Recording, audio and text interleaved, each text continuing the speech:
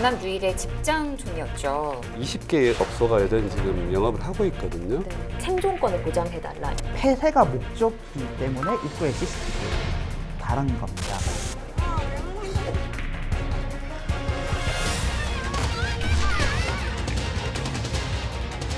그래서 결국은 이제 4번을 시도 끝에 CCTV가 설치가 맞아요. 됐는데 이제 시민을 위한 근린 공원을 이제 개발하기로 했습니다.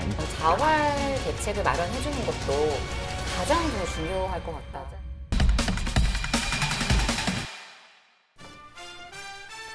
거침없는 기자들이 모였습니다. 오직 경남 도민을 위해 속 시원하게 할 말은 하는 열혈 기자들의 100% 리얼 취재 뒷담화쇼 경남 기자회견. 뉴스에서 다 하지 못했던 숨은 뒷이야기들까지 낱낱이 속 시원하게 털어드리겠습니다. 자, 먼저 기자회견장으로 모인 분들 소개해드려야겠죠.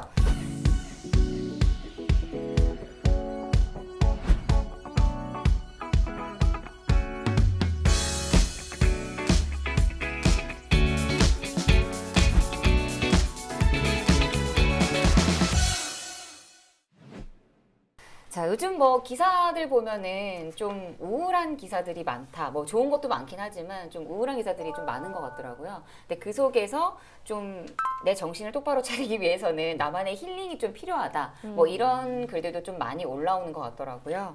어떤 공간들을 좀 활용하고 계신지, 뭐 어떤 걸 즐기시고 또 어떤 공간을 활용하고 계신지 교수님 어떠세요?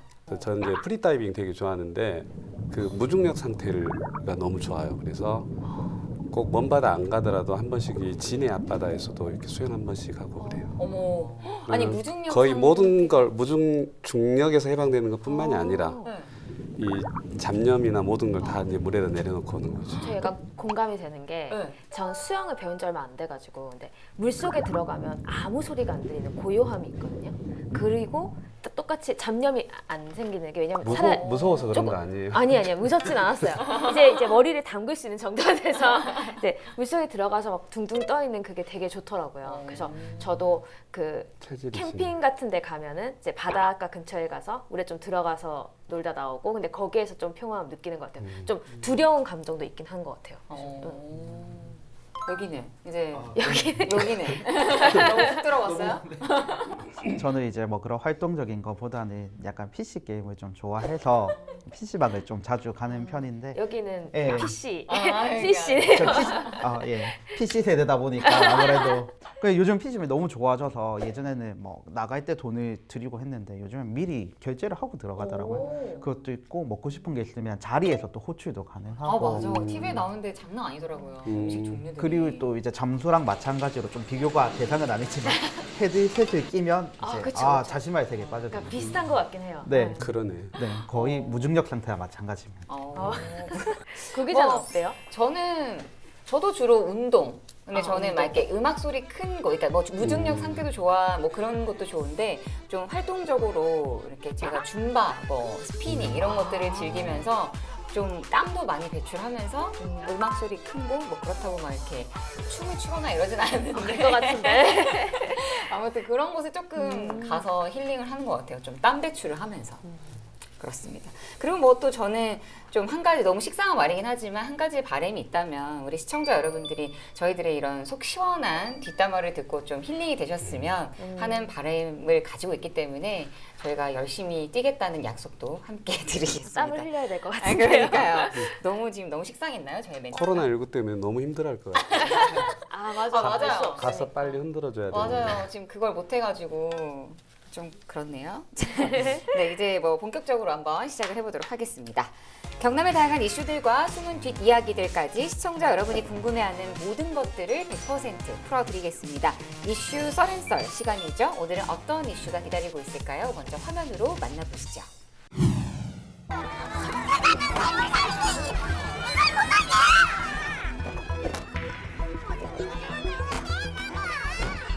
공무원 200명을 동원한 창원시도 물러서지 않았습니다. 양쪽의 격렬한 대치는 1시간 넘게 이어졌습니다. 중간 법령했습니다. 기자들 찍어주세요. 보다 못한 창원시 자치행정과장도 나섰습니다. 행정 행위를 하는데 왜 이렇게 막냐는 거예요. 내가 하는 이야기는. 무슨 아니에요? 네, 전 지난해 아주 생생하게 기억을 하고 있습니다. 이 경남 유일의 집장촌이었죠. 이 창원 서성동 성매매 집결지에 CCTV 설치를 강행하려고 하자 그 현장에서 아주 난리가 났었습니다. 어떤 그 화면이 제가 생생하게 좀 기억나긴 했었는데 어떤 모습이었는지 또 현장에서 직접 보셨을 거 아니에요? 우선 폐쇄가 목적이기 때문에 입구에 CCTV를 달은 겁니다. 그래서 CCTV를 지난해 10월 30일 정도에 저희가 그 성매매 직결지에서 이제 설치를 처음 시도했는데 성매매 피해 여성들이 직접 나와서 이제 직접 공무원들과 이 몸다툼도 벌이고 그다음에 이제 뭐 트럭이나 이런 부분에 대해서 말해서 결국에는 일단 한 차례 설치가 무산이 좀 됐던 그런 일이 있습니다.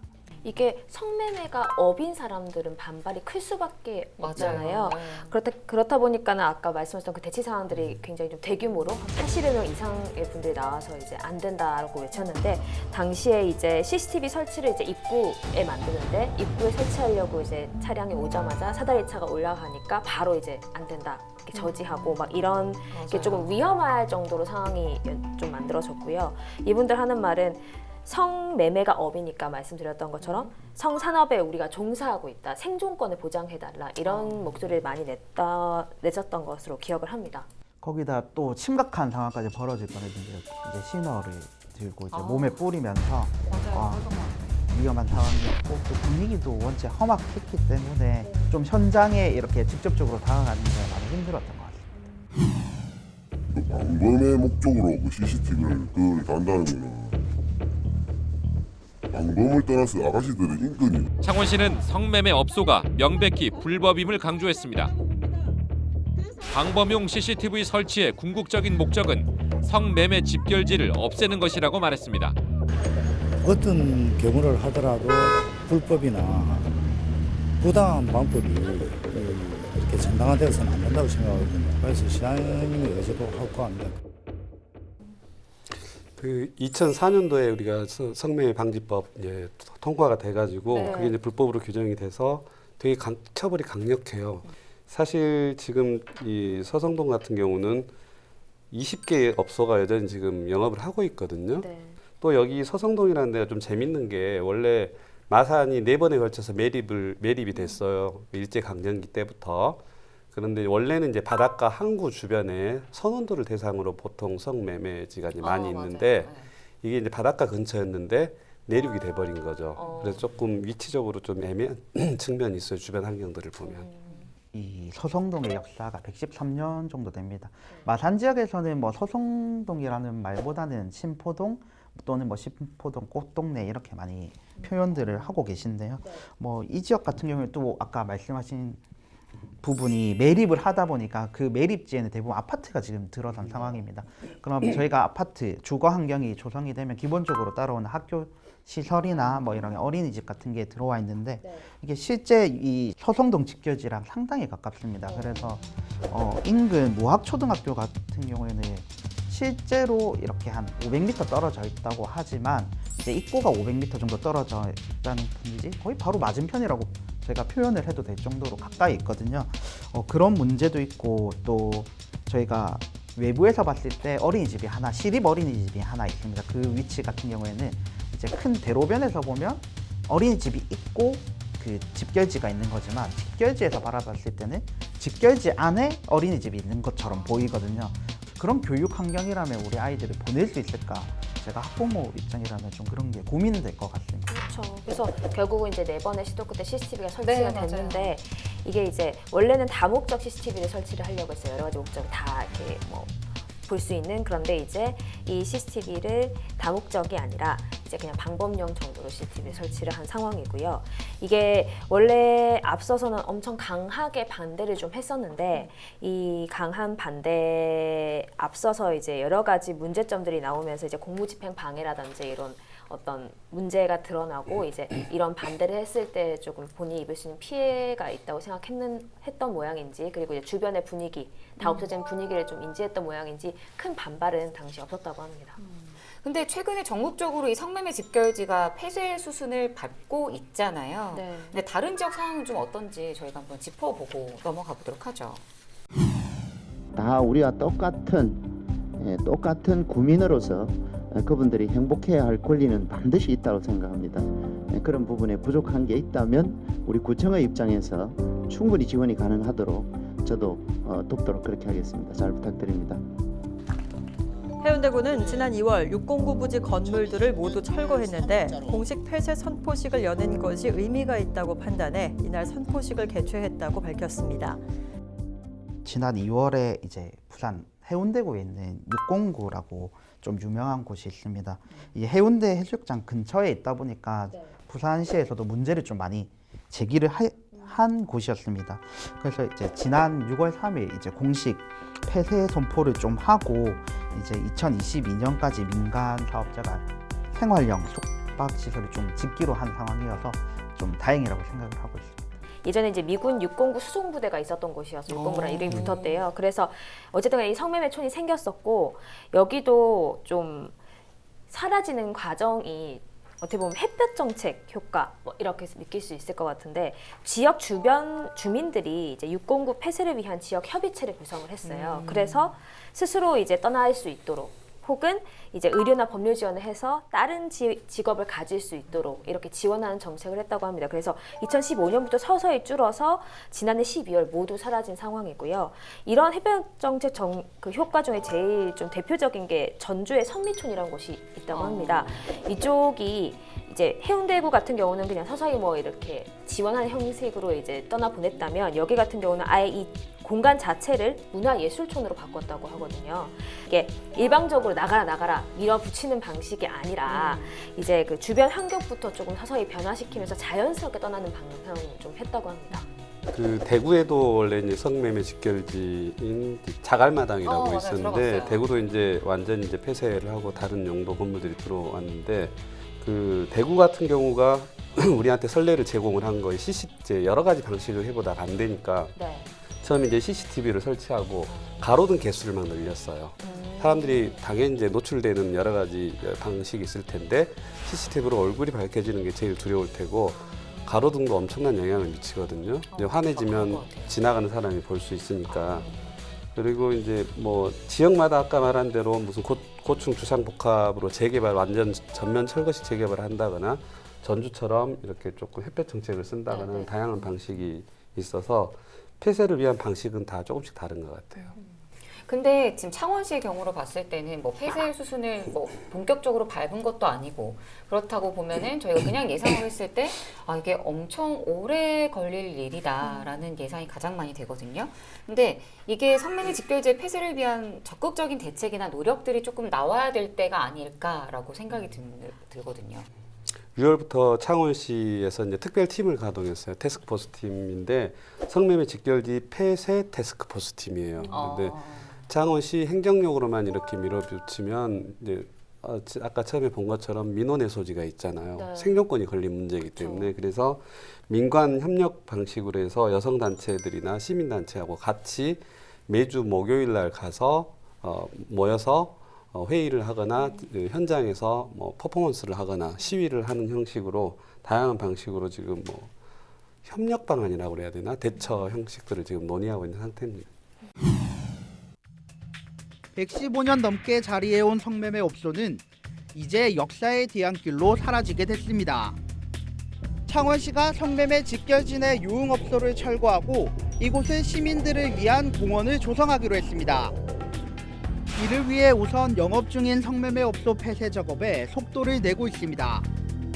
업주들과의 수차례 실랑이 끝에 지난해 12월 직결지 입구에 방범용 CCTV 설치를 완료한 창원시는 업소를 대상으로 보상 협의도 진행하고 있습니다.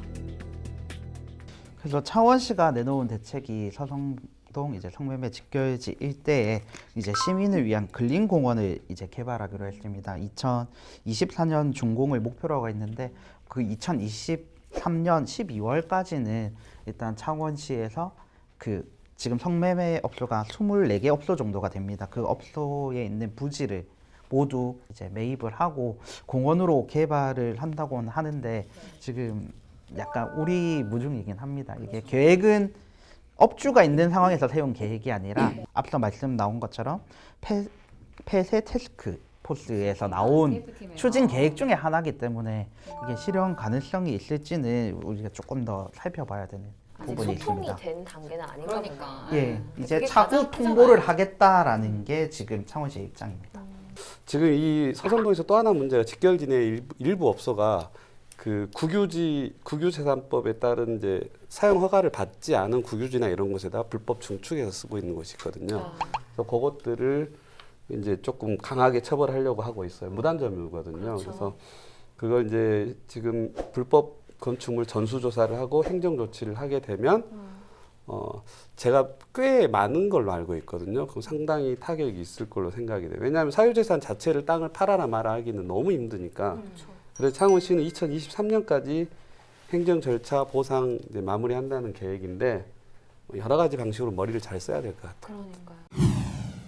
국유지 무단 점유 부분에 대한 조치, 건축물에 대한 무단 정축에 대한 조치도 같이 병행해 나갈 것입니다. 이러한 강력한 행정 조치와 더불어서 그 지역을 공원화해서 시민의 품으로 돌려주고자 하는 절차가 최종 목표가 되겠습니다.